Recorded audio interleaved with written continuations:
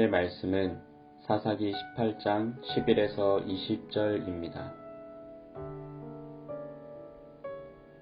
단 지파의 가족 중 600명이 무기를 지니고 소라와 에스다올에서 출발하여 올라가서 유다에 있는 기럇 여아림에 진치니 그러므로 그곳 이름이 오늘까지 마하네 다니며 그곳은 기럇 여아림 뒤에 있더라.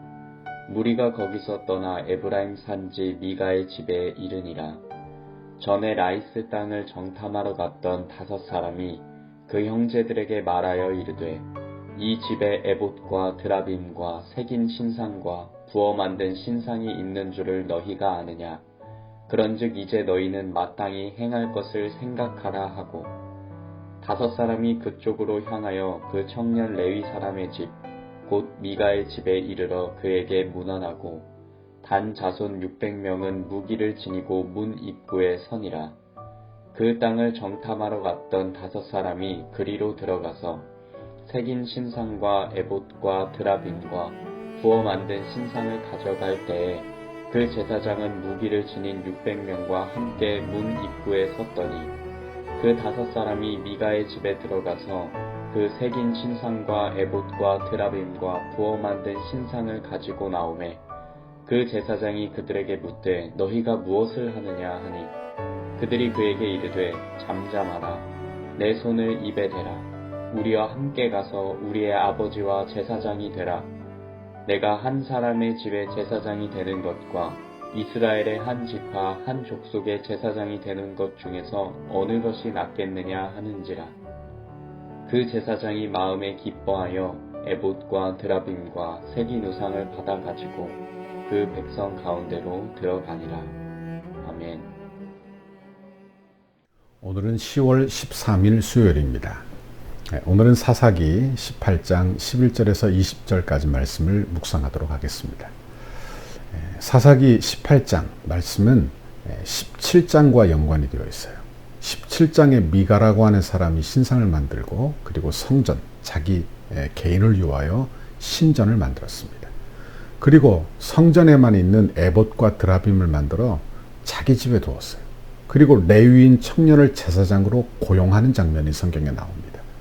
그리고 이제 18장에서 보면 단 지파가 하나님이 주신 땅, 그 땅을 포기하고 그리고 정복하기 쉬운 땅으로 가다가 미가의 집에 들르게 되고 미가 집에 들러 신상을 도둑질하는 그런 기록들이 오늘 본문의 내용이 되는 것입니다.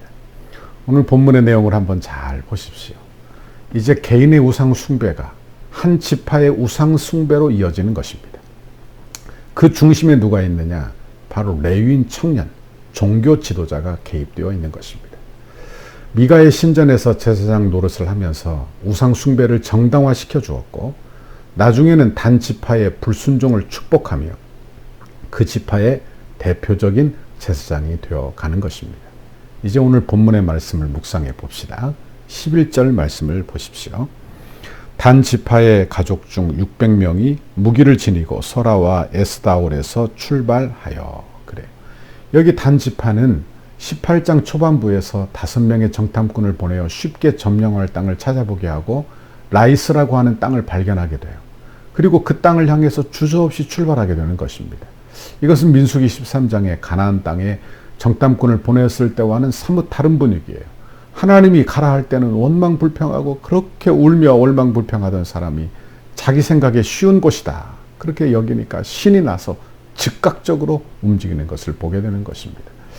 이들이 이렇게 즉각적인 출발하는 것은 자기의 힘으로 정복할 수 있다고 생각했기 때문이에요. 다시 말하면 이건 믿음의 출발이 아니라는 것입니다. 자기의 힘을 의지하여 출발하는 거예요. 12절에 보니까 올라가서 유다에 있는 기럇 여아림에 진치니 그러므로 그곳 이름이 오늘까지 마하네 다니며 그곳은 기럇 여아림 뒤에 있더라. 그렇게 되어 있어요. 13절에도 보니까 무리가 거기서 떠나 에브라임 산지 미가의 집에 이르니라. 그러니까 그들이 북방으로 올라가기 위해서 유다에 있는 기럇 여아림이라고 하는 곳에 진을 쳤습니다. 그리고 오늘 본문은 그곳을 오늘까지 마하네 단이라고 했다는 거예요. 이 뜻은 뭐냐? 단의 진영이라. 그러니까 그들은 꽤 폼을 잡고 진영을 갖추고 떠났다는 것을 의미하는 것입니다. 그러나 그들은 아무리 폼을 갖추었어도 하나님의 뜻을 거부한, 하나님의 뜻에 불순종한 자들이에요. 불순종한 지파예요. 말씀에 순종하지 못하고 자기가 보기 좋은 땅을 찾아 나서는 그런 사람들의 이야기, 불순종의 이야기를 하고 있는 것입니다. 그런데 이들이 단 진영에서 마한의 단이라고 하는 이곳에서 제일 먼저 한 일을 한번 보십시오. 14절에 보니까 전에 라이스 땅을 정탐하러 갔던 5사람이 그 형제들에게 말하여 이르되 이 집에 예봇과 드라빔과 새긴 신상과 부어 만든 신상이 있는 줄을 너희가 아느냐. 그런즉 이제 너희는 마땅히 행할 것을 생각하라 하고 그래요. 여기 5명의 정탐꾼이 미가의 집에서 뭘 봤어요? 예봇과 드라빔을 봤죠. 새긴 신상을 봤습니다. 부어 만든 신상을 봤어. 그걸 기억해내는 거예요. 그리고 형제들에게 부추겨서 그것을 탈취하자. 이렇게 행하는 것입니다. 그리고 미가의 집을 향해 가게 되는 거예요. 15절에 보니까 5사람이 그쪽으로 향하여 그 청년 레위 사람의 집 곧 미가의 집에 이르러 그에게 문안하고 그래요. 16절에도 보니까 단 자손 600명은 무기를 지니고 입구에 서니라. 그들이 문안을 했어요. 샬롬 하고 문안을 했는데 그들은 사실 문안하는 게 아니라 마치 도둑질하러 가는 도적대의 모습을 하고 있는 것입니다. 600명의 군사들이 칼을 차고, 그러니까 도둑대예요. 도둑대. 그리고 17절에 보니까 이런 말씀이 나와요. 그 땅을 정탐하러 갔던 5사람이 그리로 들어가서 새긴 신상과 예봇과 드라빔과 부어 만든 신상을 가져갈 때에 그 제사장은 무기를 지닌 600명과 함께 문 입구에 섰더니 그래요. 단지파 사람들이 들어가 새긴 신상과 에봇과 드라빔 부어 만든 신상들을 모조리 다 챙겨가고 있는 거예요. 아마도 제사장이 군사들이 함께 서 있는 것으로 봐서는 신당에 들어가 경배하러 갔는가 보다 이렇게 생각을 했겠죠. 그런데 실상은 그들이 들어가 우상을 모조리 챙겨 나온 것입니다. 제사장이 깜짝 놀랐어요. 너희가 뭘 하느냐? 이것은 제사장이 사명감 때문이 아닙니다. 우상이 없어지면 자기 직장도 떨어지는 게 아니에요. 그러니까 그걸 염려하는 거예요. 그런데 단지파 사람들의 행동을 보면 더 강원해요. 19절에 보니까 그들이 그에게 이르되 잠잠하라. 내 손을 입에 대라. 우리와 함께 가서 우리의 아버지와 제사장이 되라. 내가 한 사람의 집의 제사장이 되는 것과 이스라엘의 한 지파 한 족속의 제사장이 되는 것 중에서 어느 것이 낫겠느냐 하는지라. 잠잠하라. 내 입에 손을 대라. 입 닥치라 그런 말이에요. 입을 닫아라. 이미 그들은 이제 깡패 집단으로 변질되고 만 것입니다. 그리고 제사장에게 놀라운 제안을 해요. 네가 함께 가서 우리의 아버지와 제사장이 되라. 네가 한 사람의 제사장 되는 것이 좋겠냐? 아니면 한 족속 한 지파의 제사장이 되는 게 낫겠느냐? 그러자 제사장이 어떻게 합니까? 20절에 보니까 그 제사장이 마음이 기뻐하여 에봇과 드라빔과 새긴 우상을 받아가지고 그 백성 가운데 들어가니라. 얼씨구나 좋구나 하고 들어갔다는 이야기예요. 지금 이스라엘의 사정이 어떠한지를 잘 보여주는 사건입니다. 한 사람 미가의 우상 숭배가 이제는 한 지파의 우상 숭배로 이어져요.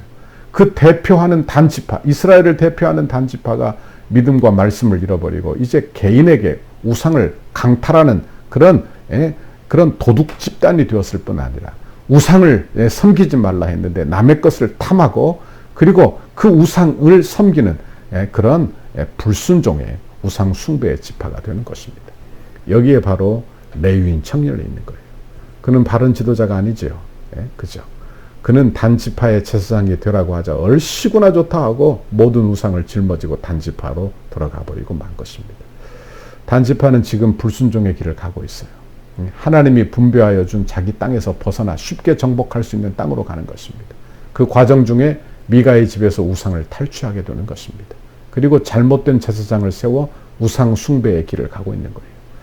지금은 형통하는 것 같고 지금은 성공하는 것 같으나 그 길은 패망의 길인 것입니다. 패망의 길. 하나님이 원하시는 길이 아니에요. 하나님의 뜻도 아닌 것입니다. 그러니 우리는 오늘 하루 내가 어떤 길을 걷고 있는가 우리는 곰곰이 묵상하며 이 단지파 또 이 제사장의 일을 묵상하며 오늘 하루를 보내보시기를 바랍니다. 나는 순종의 길을 걷고 있습니까? 하나님 말씀에 순종하고 살고 있습니까? 아니면 내 생각에 옳은 길로 가고 있는가? 하나님의 뜻이 존중되고 있는가? 아니면 내 생각대로만 살고 있는가? 우리 주님이 우리의 왕이십니다. 그러므로 우리 주님이 나의 왕 되시게 하는 저와 여러분의 오늘 하루가 되시기를 바랍니다. 오늘도 용기를 내십시오. 오늘도 우리 주님을 나의 왕으로 고백하고 나의 왕으로 섬기고 우리 주님께 물어 오늘 하루도 어떤 일이든지 결정하는 저와 여러분의 오늘 하루가 되시기를 주님의 이름으로 축원합니다. 기도하겠습니다. 하나님 아버지 감사합니다. 이제 한 가정의 우상 숭배가 이제 한 지파의 우상 숭배로 이어져서 그 죄가 한 지파로 확대되는 것을 보았습니다. 하나님, 우리도 이 땅에 살면서 내가 왕되지 아니하고 우리 주님이 왕되시게 하여 하나님, 우리의 죄가 확산되지 아니하고 우리는 말씀 안에 순종하고 그리고 겸손한, 그래서 하나님 죄 가운데 살지 아니하고 은혜 가운데 사는 믿음의 사람들이 다 되게 하옵소서. 오늘 하루도 용기를 주세요. 믿음으로 살 용기를 주옵소서. 은혜를 주옵소서. 말씀을 주옵소서. 오늘도 기도할 때 어떤 곳에 있든지 하나님 주의 뜻을 물어가며 기도하고 주의 뜻대로 행하고 사는 오늘 하루가 되도록 우리 성도들을 지켜주시고 함께해 주옵소서. 감사합니다. 예수님 이름으로 기도하옵나이다. 아멘. 우리 교회를 향한 주님의 뜻을 이루소서. 100대 기도문 수요일 하나되는 성전 건축을 위해 13페이지입니다. 설계를 통하여 표현된 상징성, 기능성, 견고성, 미래성이 은혜롭게 건축되어 덕소교회의 건축이 시대를 대표하는 건축이 되게 하옵소서. 하나님께서 지혜를 주시고 재능을 주셔서 설계사의 도면 그대로 정확하고 세밀하게 시공되게 하옵소서. 시공사와 건축위원회 사이에 원활한 소통이 이루어지게 하시고 교회의 건축의 모범이 되는 건축 과정이 되게 하옵소서.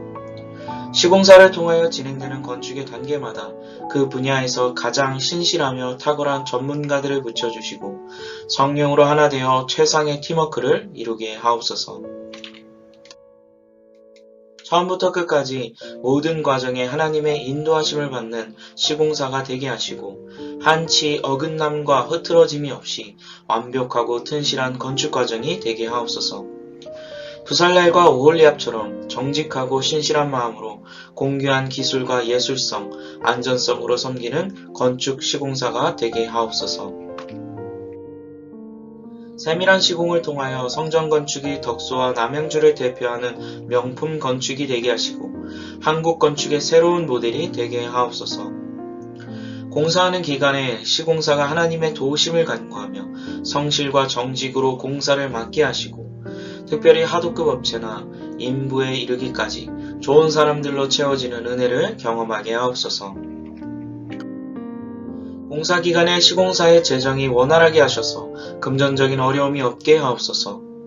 건축에 조금의 차질이 없도록 모든 건축 자재가 잘 준비되게 하시고 일기와 환경까지도 하나님께서 섭리하여 주셔서 물 흐르듯이 진행되는 건축이 되게 하옵소서.